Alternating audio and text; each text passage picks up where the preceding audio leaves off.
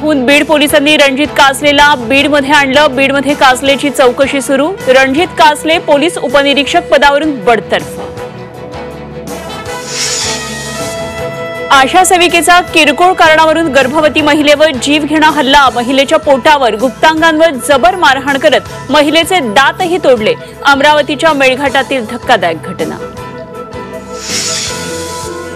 जालन्याच्या चोरट्या पोलीस उपनिरीक्षकाला 2 दिवसांची पोलीस कोठडी। राज्यभरात चोऱ्या केल्याचा पोलिसांना संशय।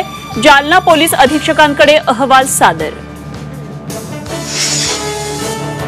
जळगावात आणखी एका पोलीस उपनिरीक्षकाचा कारनामा। ड्रग्ज प्रकरणातील आरोपीशी फोनवर संवाद। कॉल रेकॉर्डिंग समोर येताच पोलीस उपनिरीक्षकाची बदली।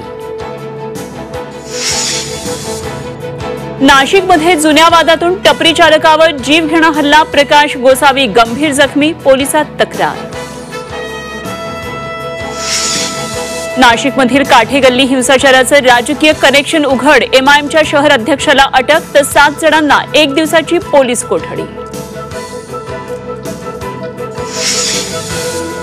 आणि नवी मुंबईतील डीसीएसला फ्लेमिंगोसाठी संरक्षित क्षेत्र। मुख्यमंत्र्यांच्या आदेशानंतर नवी मुंबई महापालिकेची घोषणा।